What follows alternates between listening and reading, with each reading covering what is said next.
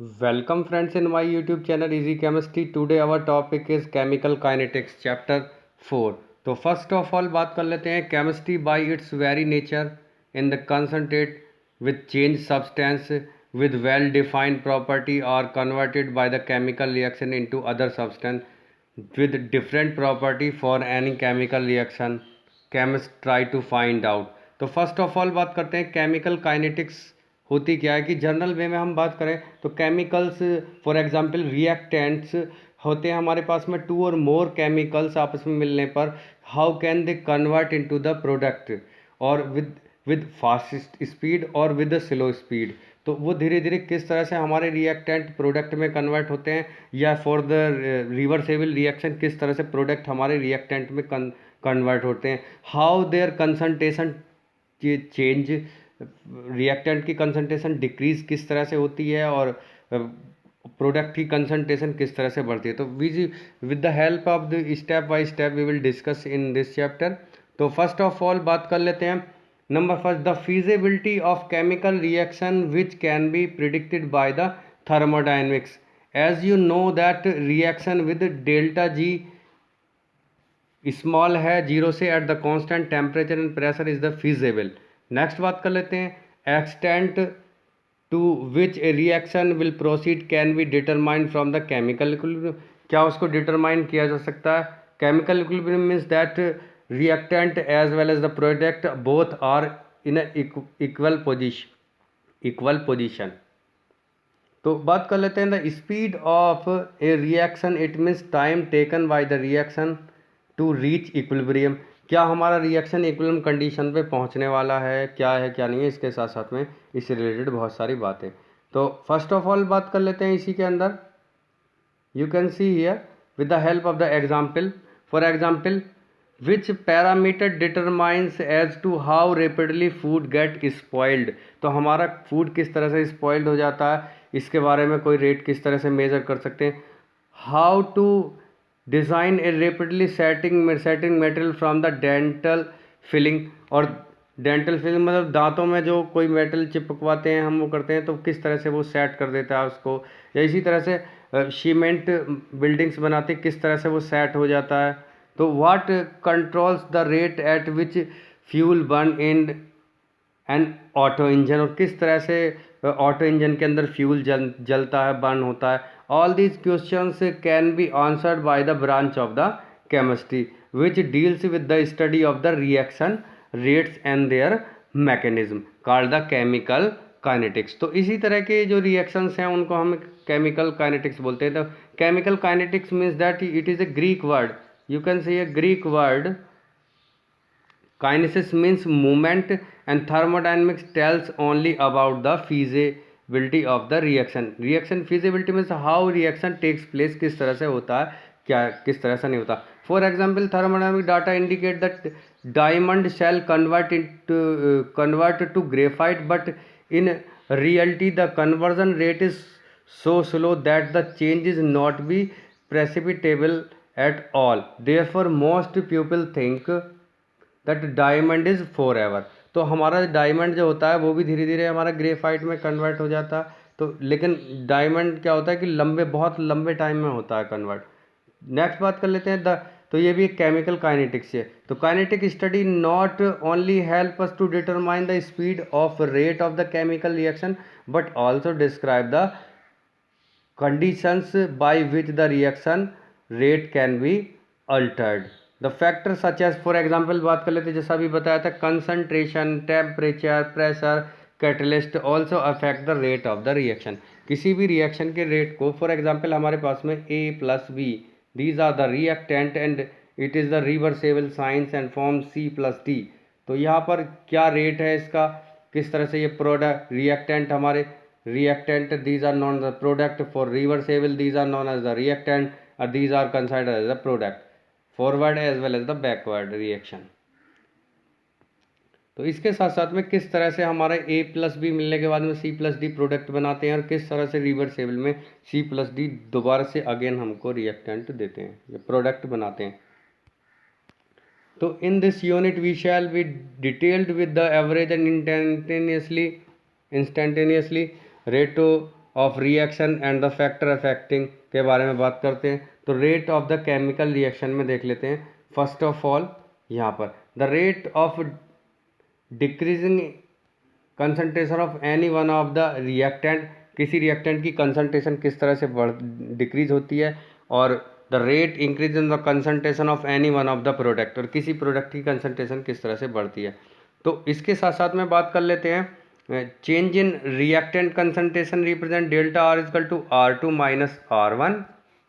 इसी तरह से delta product change in product means that P2 minus P1।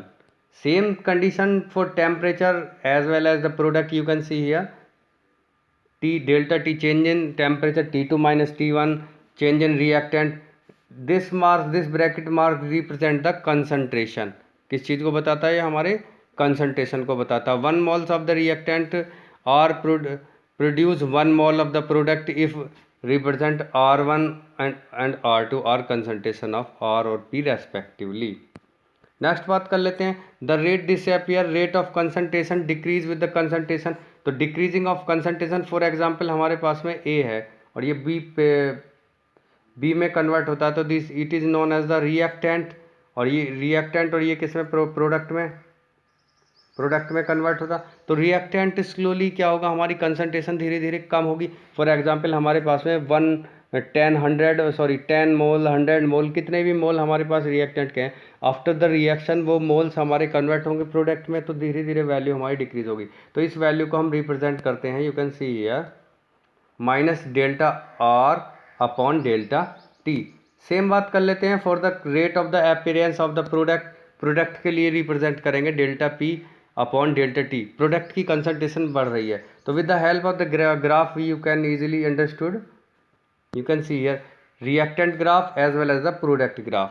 तो with the help of this you can see here concentration of reactant, concentration of the product। तो देख सकते हैं यहाँ पर क्या होगा, रिएक्टेंट पहले हमारे पास सपोज दैट 100% था, तो with the respect of the time धीरे धीरे क्या होगा, रिएक्टेंट हमारी कंसंट्रेशन यहाँ पर 0 की तरफ होगी। इसके साथ साथ में देख लेते हैं with the help of the time concentration of the product धीरे धीरे हमारी इंक्रीज होती जा रही है। तो ग्राफिकल रिप्रेजेंटेशन में रिएक्टेंट और प्रोडक्ट की कंसंट्रेशन हो सकती है। देन बात करते हैं unit of the rate of the reaction. तो unit of the rate of reaction में we can rate represent equal to होता है x upon t d x upon d t. तो x is a mole and मोल पर litre and time represented by the second, then unit will be mole per liter per second। तो with the help of this given question you easily solve this। यहाँ पर values दी गई है, यहाँ पर मोल पर litre concentration है, टाइम चेंज T1 T2 है, और यहाँ पर rate average rate find out करने के लिए तो इजीली इसको फाइंड आउट कर सकते हैं। तो यहाँ पर ये गिवन क्वेश्चंस दिए गए हैं, you can easily see. First of all बात कर लेते हैं representation. You can see 2HI is a reactant, 2HI is a reactant in a gaseous state, and H2 you can see here again H2 and I2 is the product। तो इसके आगे की तरफ जो कोफिशिएंट है, suppose that coefficient reactant rate of reaction find out करना है।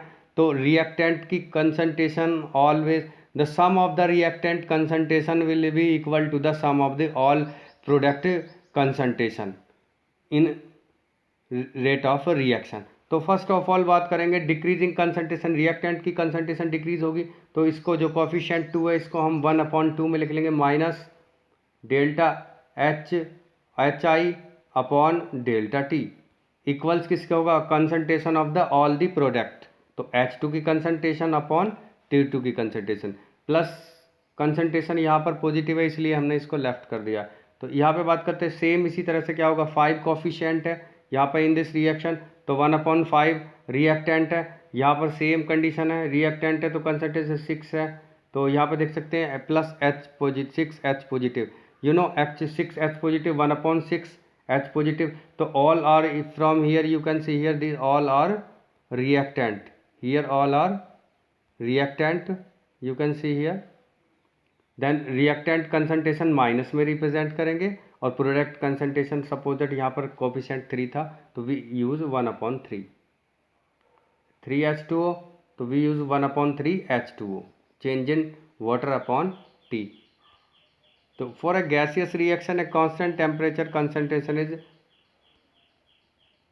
Directly proportional to the partial pressure of the species. तो नेक्स्ट इसके साथ साथ में क्वेश्चन देख लेते हैं, वेरी इंपॉर्टेंट क्वेश्चन है।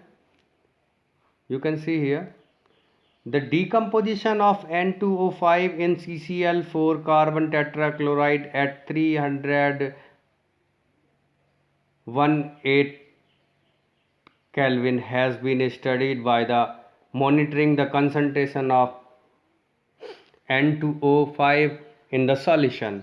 Initially the concentration given इतनी है mole per liter and after 184 minutes it reduced to the 2 mole per liter. Therefore the reaction takes place according to the equation. ये equation दी है, तो with the help of the equation तो reactant concentration average rate हो जाएगा reactant concentration equal to the product concentration।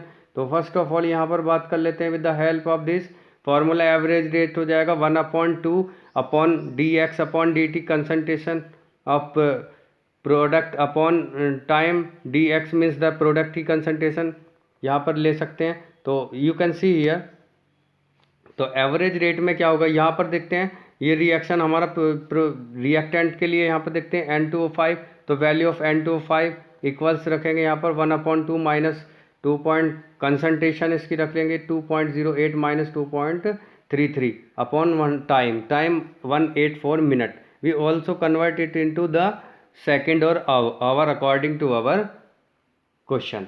तो अपने question के according हम इनको कन्वर्ट कर सकते हैं। नेक्स्ट बात कर लेते हैं, you can see here next values यहाँ पर पुट करने के बाद में हमारी it may be remembered that rate 1/4 equals value आ जाएगी 2.7। तो ये इंटेक्स क्वेश्चन है। इससे रिलेटेड नेक्स्ट बातें हम factor influencing the rate of the reaction हम नेक्स्ट वीडियो में बताएंगे। तो थैंक्स फॉर वॉचिंग अस।